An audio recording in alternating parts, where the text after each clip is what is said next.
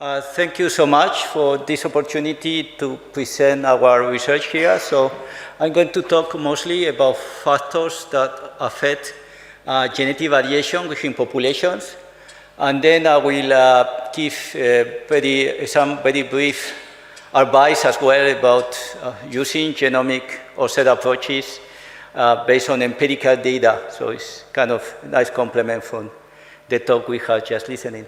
And this is the work of a long-term collaboration between many people coming from different labs in Spain, Italy, France, and Scotland. So for the first part of the talk, this is, I'm going to introduce first some background. So actually there is not a lot of literature that is exploring what is the intrinsic factors that are correlated with the existence of quantitative genetic variation within populations. Actually, probably one of the few studies and one of the most useful is this one about from Sanjiman and the Jarvis in 2006. And basically what they found is that the regional environmental heterogeneity is the main factor explaining the variation in genetic variance, in genetic diversity within populations. And also they find that the gene flow has also a role. So the higher the level of gene flow, you also have more quantitative genetic variation within populations. And we have just recently visited this kind of approach, introducing new factors thanks to the work of a PhD student that is now a postdoc in Scotland, Juliette Anchambault. So, and this is the study I'm going to present. Our study is, well, this is our model species, maritime pine, Pinus spinaster, that is a species that is very important in southwestern Europe and have quite extensive distribution in Spain, Portugal, France, Italy, and more scattered in Northern Africa. So, and for this species, we have a network of clonal common gardens that planted in Spain, France, and Portugal. So, for this study, we are going to use 3 of these common gardens that are the ones that have less mortality.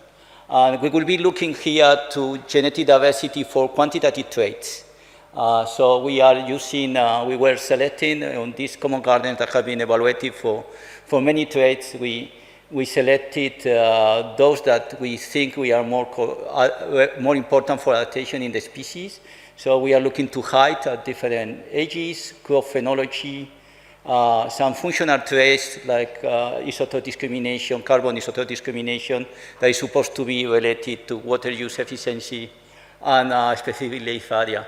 And this is a common garden that has a good representation of genotypes coming from all the distribution of the species.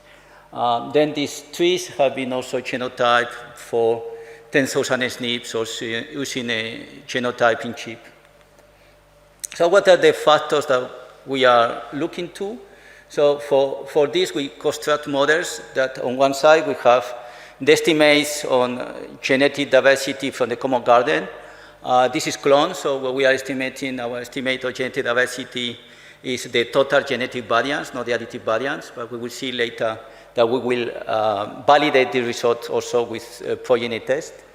And then we are trying to find which factors makes that some populations have more genetic variance or less genetic variance. And we will start for looking to gene flow. So we are working on 2 of the factors. We produce 2 admixture scores. Here we are looking to if the population, after a typical structure analysis, we can,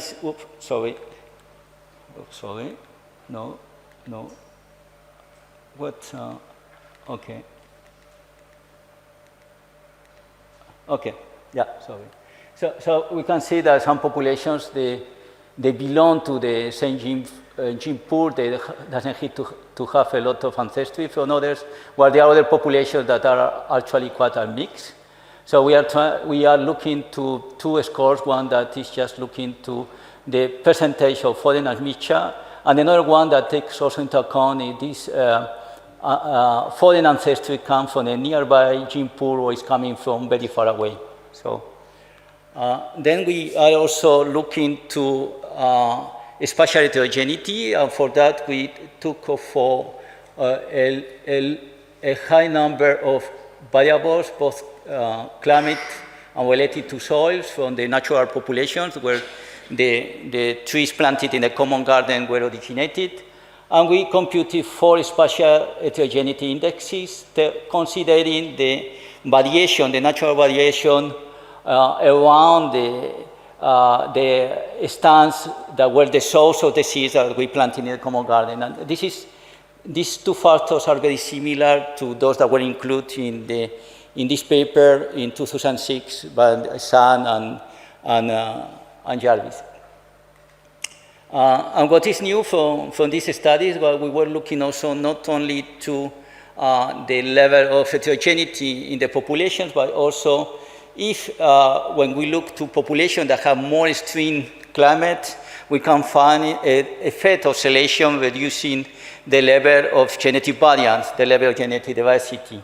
And for that, we computed 2 climate harshness index based in 2 climatic variables that we know that are very important for mountain pine, that is the summer precipitation related to the aridity of the climate, and also the extreme winters, like the minimum temperatures of the coldest months. And you can see the variation. This is combining these 2 climatic traits. We can see when we project it on the distribution of the species, we see that there is a lot of environmental heterogeneity for this. So we are using the mean of these variables to look how extreme is the climate, and there will be any selective effect on the total genetic variance.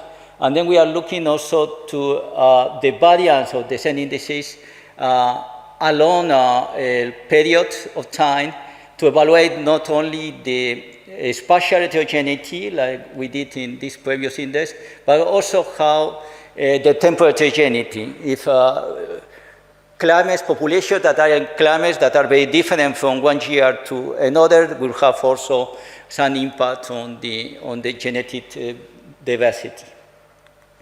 With this, we constructed some quantitative genetic models where we start with a baseline model where we have just a standard model where we, for the common garden, where we include the block, the population, and the clone, and then we model the variances in a very standard way. What is a bit the difference here is then the genetic variance. What is the total genetic variance? I remind you, this is clone, so we don't have access to the additive genetic variance, but to the total genetic variance.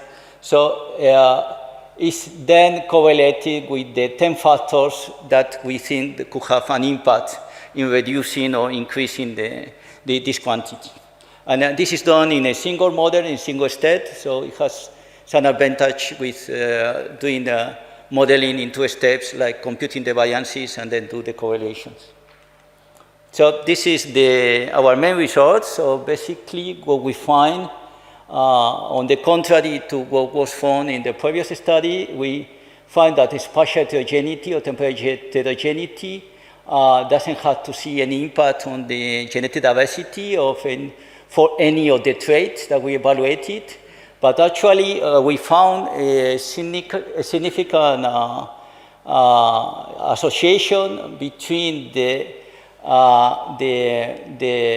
temperature, the minimum temperatures, and the genetic variance, meaning that when we have in populations that have more cold winters, we have also some selection.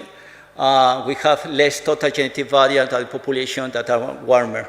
But we find that only for young trees. So we found this reduced variance when we are looking to small trees, but we don't find this reduced variance when we look to bigger trees. So, and this is telling us that actually, at least for this species, it's not so much the environmental heterogeneity that is keeping some variance in the population, but it's the lack of extreme climate events. And this is mostly important for younger trees than for other trees, when trees are already established properly in the population.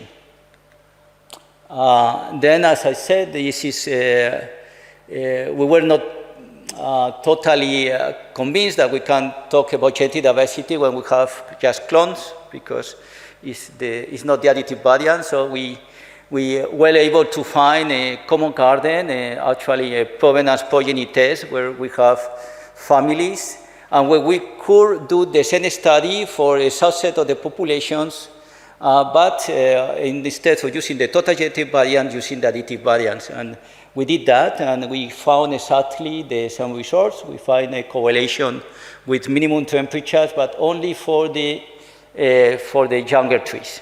And this was a very exciting resource to be able to validate this result in a totally different common garden. And this is about the first part of the talk. Then in the second part of the talk, just bring in a few comments that I think they are quite complementary to the talk of Brandon before about the genomic offset, because then we are using these same common gardens to make some genomic offset prediction for the species. And we know that this approach has several issues and caveats, and there have been papers by colleagues that Christian and Adi Hoffman and Collins that they are bringing out some of these problems, and we wanted to do. So we started evaluating different ways of looking to the genomic offset, and we came with a few points that we thought could be interesting for you. So first one is like, we found, this is quite a typical resource, but then we are trying to find the candidate genes that will make the genomic offset methods be more performing, but then, and those of you that work with landscape genomics, they will find something like that. We can, that's the 5 different methods applied to our species. And we start finding, we find a lot of associations with climate, but normally they doesn't involve the same SNPs. So that's a bit frustrating. There is some biological reasons for that, but still it makes you wonder when we are talking about candidate genes, where really we can sort the out. And this is still okay. That's kind of common in this kind of studies. But then when we started using the genomic offset methods in service, we came to the more problematic issue is like, this is the different methods to estimate genomic offset, actually the same ones that Brandon was using in his simulations. So when we applied these methods to our empirical data, we found that some of them are very well correlated, like the RD8 and the LFMM, but others have a negative correlation. And this is really, really worrying, because it's telling me that the populations that one method tells you that could be more vulnerable, other method will tell you that they are less vulnerable. So that's a kind of a sobering message, in the sense that it's like following a bit the advice of Brandon. I would say, like, for when you are doing this kind of studies, it's very important that you do a lot of testing and that you have a way of validating this data, so you can really identify what of this method, what are these predictions, what is the meaning, and to what they are correlated, if they have any correlation with fitness or not. And we are using common gardens and also natural forest inventory to try to identify if one of these methods actually do predictions that can be useful and reliable. And finally, like other sort of concerns that was also brought by Brandon. Actually, I was very happy of the talk of Brandon, because they found more or less the same concerns, but coming from simulations, and we can provide empirical data to support that. That also the genomic offset is is related to some components of vulnerability, but it's not including any. One of the big assumptions is that actually there is not any adaptation from the time, the current period, to the future for which you are doing the predictions. So that's also, if you are expecting to have some certain adaptation, then your method is not going to work, because it will change the relationships between the allele frequencies and the climate, and then your predictions could be biased. So to conclude, from the first part of my presentation, we conclude that, at least for mountain pine, we found some effects of the extreme climate, actually the minimum temperatures, into the important factor reducing genetic variance. This was more important in young trees than in older ones. That is pointing what we have said many times about natural selection in forest trees seems to be more stronger when in the first phase, in the stabilization on the juveniles, when they are more vulnerable. And then also that I still believe that genomic-only approaches where you don't have common garden data, they are still useful, and the genomic offset is actually a very appealing method, very easy to understand, that do predictions that are unstable, but it really needs to be taken with a lot of care, and you need to use independent data for validation. That's all. I would just like to thank you for listening and do a little bit of propaganda of a new project. So I have left some flyers in the exercise, so if you are interested, we can discuss also ways of interacting and working with us and collaborating with us in this new project that started just last November and will be running for the next 5 years. Thank you so much.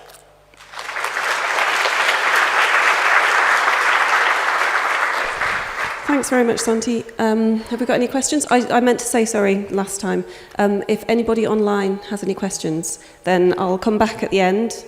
So if you could just pop them in the chat or just raise your hand, somebody will let me know. So any questions in the room? Eva?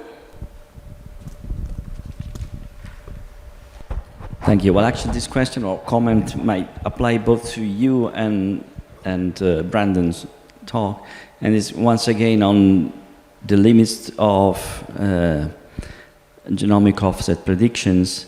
We actually know that marginal populations are probably maladapted to their actual current climate because of a series of reasons. So we know it from quantitative trait data from decades and so on and so forth. And we might also imagine that because of stochasticity, even central populations may have just a random variation around the optimum.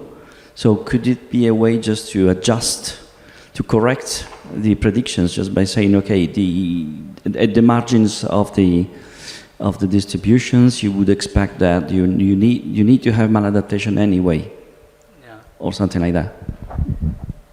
But I think this, and it's something that also Brandon highlighted, it's very important, the training populations that you will use to construct the model. So I can envision that you do models without the marginal population, with the marginal population, combining different kind of populations, and that will give you a bit more power or more assurance that your predictions may be meaningful. So, yeah.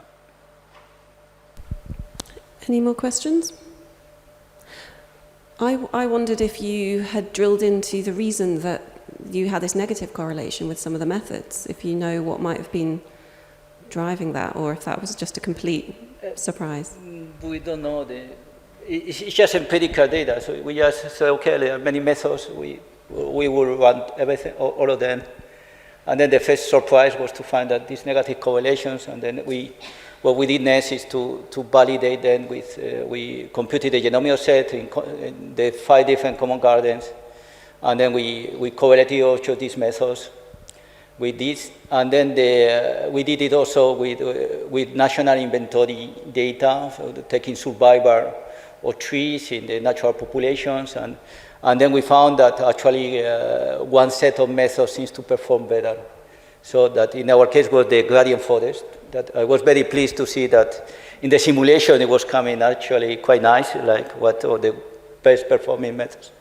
But I would say that this is probably specific to this species, that is characterized to have high population structure, high level of local adaptation. So maybe you do the same study in poplar, you will find that the best method is not the gradient forest. So, but what is very important is that you have external data. It can be observational data, it can be co-physiological models that do independent predictions, and then you can say, well, what is the meaning of these quantities? Is related to, I don't know, higher tolerance to drought. It's already better than to come with a mysterious quantity that you don't know really what is telling you about. So. Christian, yeah? Yeah, maybe I can tell a little anecdote to that negative correlation. So we have a course of genomics of environmental adaptation. It's also an EvolTree course, ETH course that we would teach every year. And this year I teach the first time genomic offset. And I let the students calculate offset with using RDA and LFMM, and we use the Gentry Beach data for that, and we got a negative correlation of the two. Okay. So I don't know if we made a mistake, if the scripts they provide or kind of have a mistake, but just as an anecdote. I don't say this was correct, but we had exactly the same. Okay. It's good to know. So it's not only this species, probably. Because you start getting nervous when you get this kind of results. So either you're a genius or you did something wrong. So. Does anybody in the online session have any questions? Okay, I mean, that's actually, again, exactly to time, so I think we'll maybe just move on. Thank you very much. Thank you.